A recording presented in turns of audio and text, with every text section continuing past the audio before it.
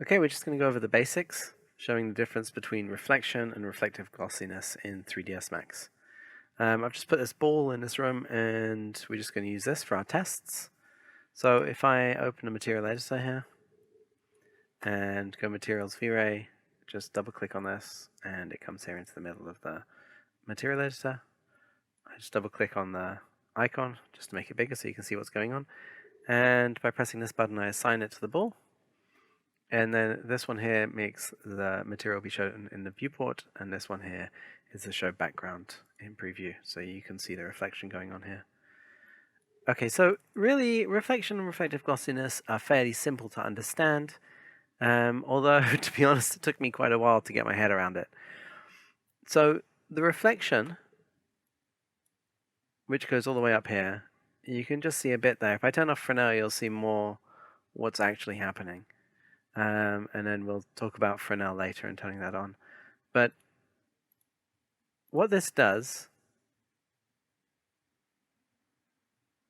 is it says, how much are you going to see that's reflected?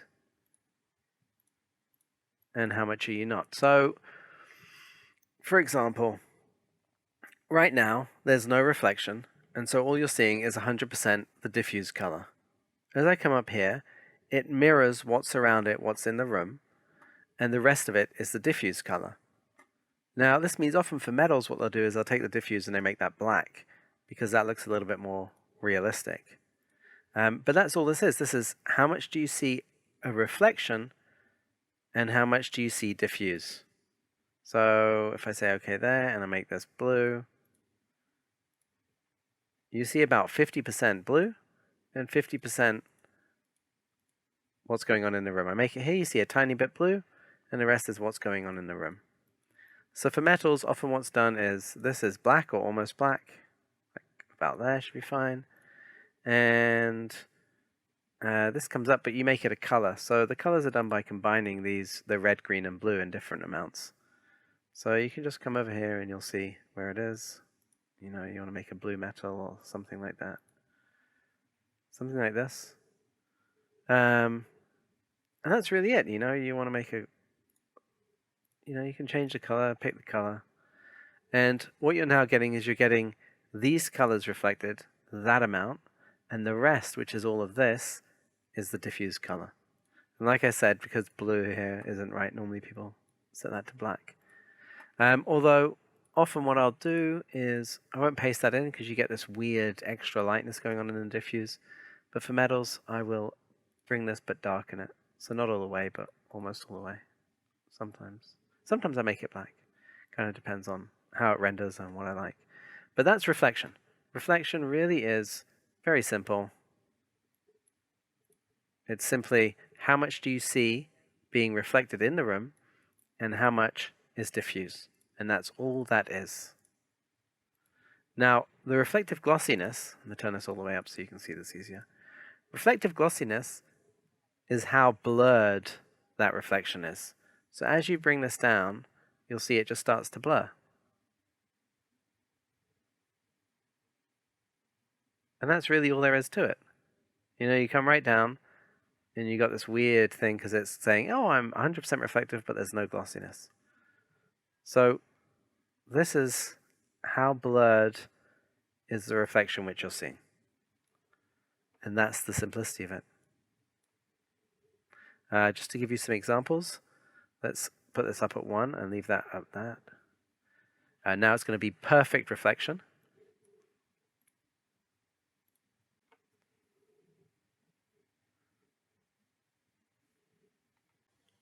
So that's the render with reflection set all the way up and reflective glossiness set all the way up.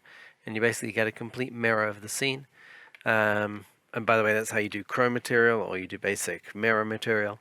But that's that. Now to show you, if you take this and you take the reflective glossiness, if we just put this down to half, you're going to end up with that.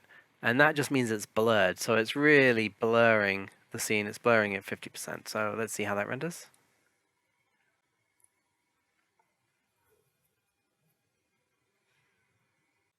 So that's with it set at 50% on the glossiness, and as you can see, it's just blurring what it sees. So if we look at the same thing, let's put this reflective glossiness at 0.7, and the reflection here, put it a bit darker. So this just means there's less reflective going on. This diffuse, as you can see, is coming in, and we'll render that.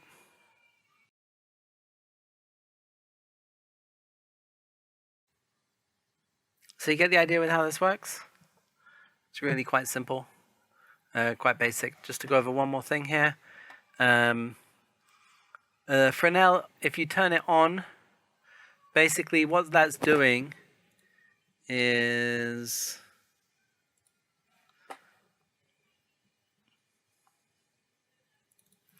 putting a fall off into the reflection area, and the way it's putting it in is it's putting it in something along the lines of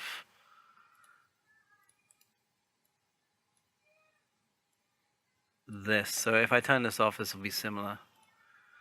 And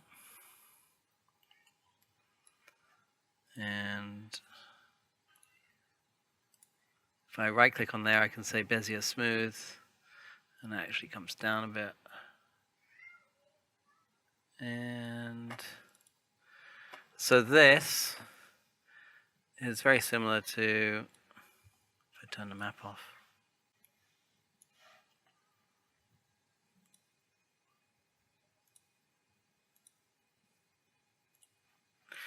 Okay, so mine is just too high. So if I turn this,